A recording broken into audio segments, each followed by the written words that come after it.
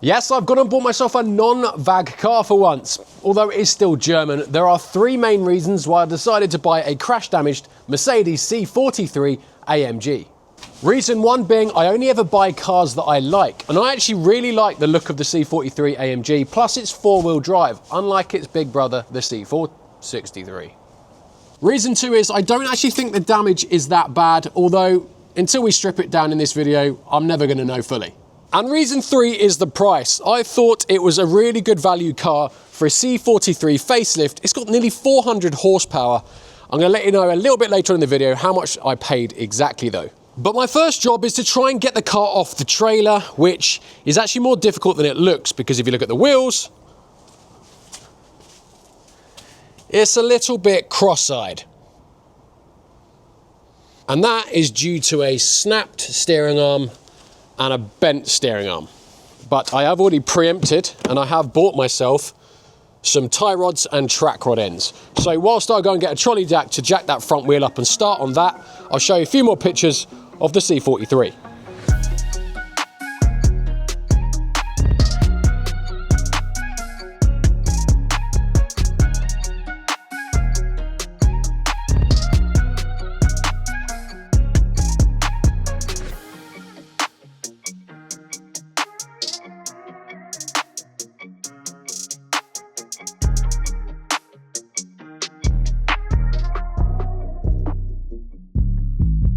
Now, unfortunately, I was forced into getting this one off the trailer pretty quick. As you can see, I'm working at night because we needed the trailer for the next day.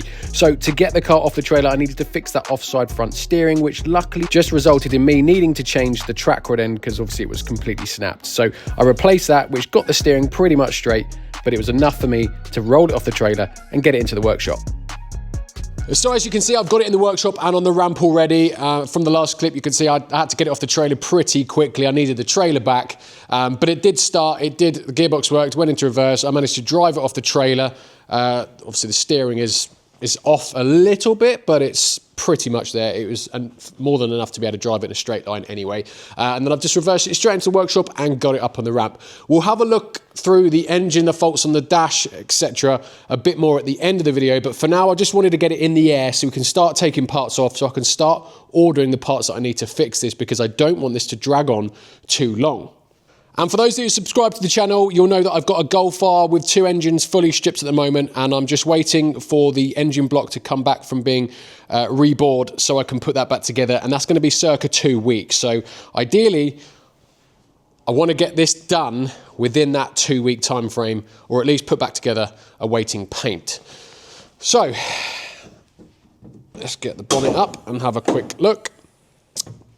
So this is a C43, it's a 3 litre, and this is where my knowledge is lacking on Mercedes, because I don't know whether it's a twin turbo or a single turbo. I'm going to assume it's a single turbo, but this is the facelift engine. I don't know whether it's the same as a pre-facelift. It's just might have just had a power upgrade. It's now 390 horsepower, and as you can see, it's not that badly damaged. There's not even an airbag light on the dash, although our pedestrian bonnet catches have gone up. I have already bought replacement ones of those, which were only sort of 40 quid for a pair, so I'm hoping they won't be too hard to change. Whether that means my bonnet's damaged or not, I don't know. I may need new hinges. This is all what I need to do in this video. Obviously, we need 2 headlights, we need a bumper, and hopefully not too much stuff behind it. Definitely a wheel arch liner, 2 wings, a bonnet as well, and it looks like a crash bar we'll need as well, because that looks pretty bent. But I'm hoping that the main parts behind this bumper, i.e. lock carrier, condenser, radiator, etc., they are all okay. There are no leaks anyway. Engine was running for 5 minutes. No oil or coolant on the floor, so that is good. So I'm going to get it up in the air. I'm going to start removing the front bumper and start getting a list to order up. So first things first, we'll get it up in the air and take off the front bumper.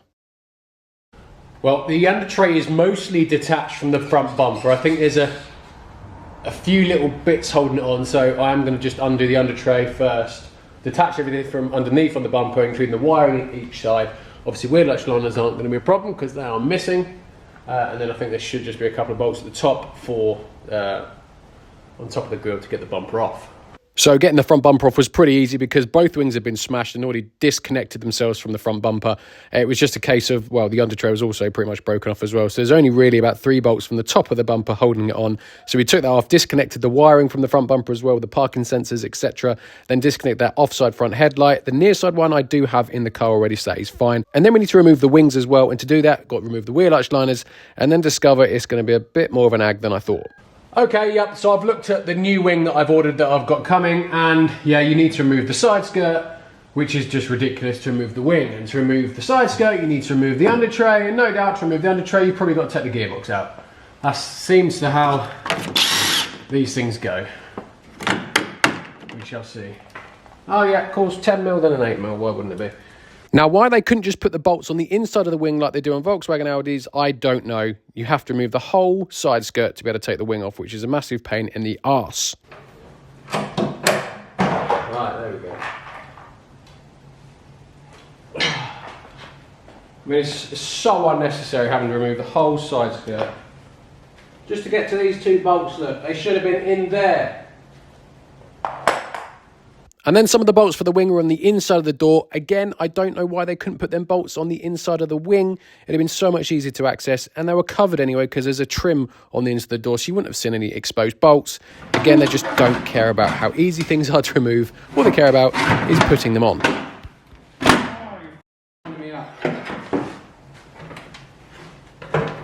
So a quick little update on how we're getting on so far. Obviously, most of the front end's off, headlight, bumpers.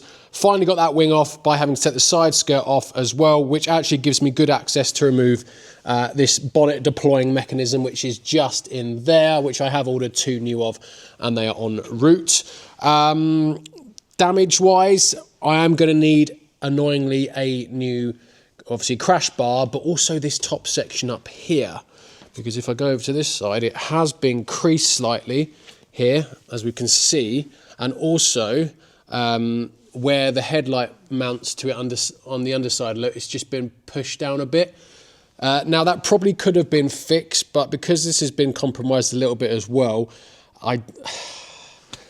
Anyway, I was looking online, I found a new top section, which was great. I ordered it, and then immediately under that, I found another section, which I'll put a screenshot up of now, which comes with the crash bar. It also comes with this plastic bit here, which is also broken. And it also comes with this whole top bit here, and it was only 100 quid more. And it also comes with these bits, which are also bent. So I thought, happy days, I've ordered that. I believe the radiator condenser, and if the intercooler's in there, which I'm sure it is, I believe all that's okay.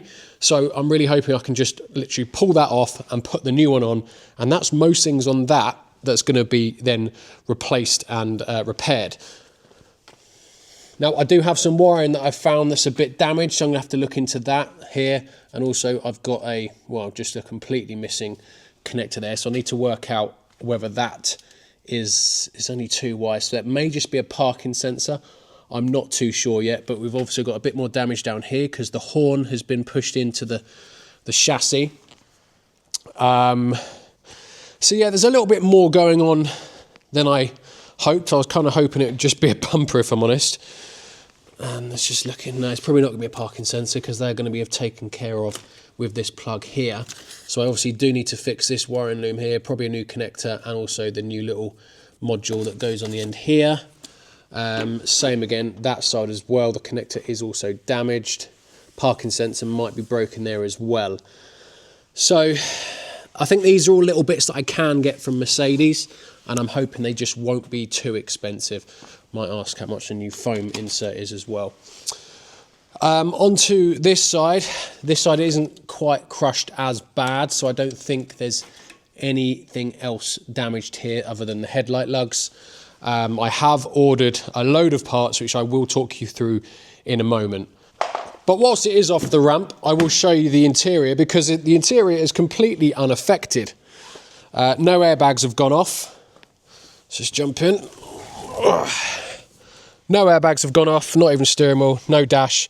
Windscreen is absolutely fine as well, no damage there. And the seat belts haven't gone off as well because there are no warnings on the dash. I don't know if it's going to start or not. No, battery's completely flat. But it was running when I drove it in, and the only warning I had on the dash was for the headlight because it was unplugged, and it's currently down there somewhere, the old near side headlight. So that is the only warning I had. So interior wise, we're good. So whilst I had the car off the ramp to take the other wing off, I thought I might as well get this side skirt off on the near side as well to make it easier, and then remove the bolts. Actually, no, I did actually forget to remove the bolts. And I've just remembered about the bolt in the door. Give up. So I'll worry about that bolt in a minute. But for now, I want to get this front end off so I can work out exactly what parts I need to order. So the first thing I'm going to do is try and remove the crash bar, but it does look pretty integrated in this lock carrier. Well, I say integrated, it's just bent both sides and smashed around. So it was actually really difficult to undo.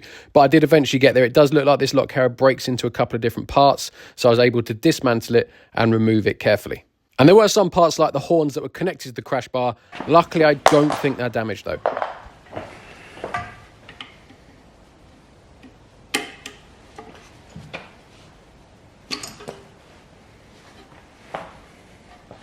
And then back onto the near side wing, which went just as bad as the offside one, but it was actually worse because there's a washer bottle bolted to the inside of the wing, and the bolt for it you can't see, and yeah, you're about to hear a little moan. Just such terrible, terrible design. So the reason this wing was so tricky was because if you could look here, the washer bottle comes down and it bolts on the inside of the wing here. But you've got the wing bolting this side, and then the plastic trim that goes on the inside of the door, it goes this side. So to get obviously the wing out of here, it needs to come through this gap, which means you have to undo that bolt. Trouble is,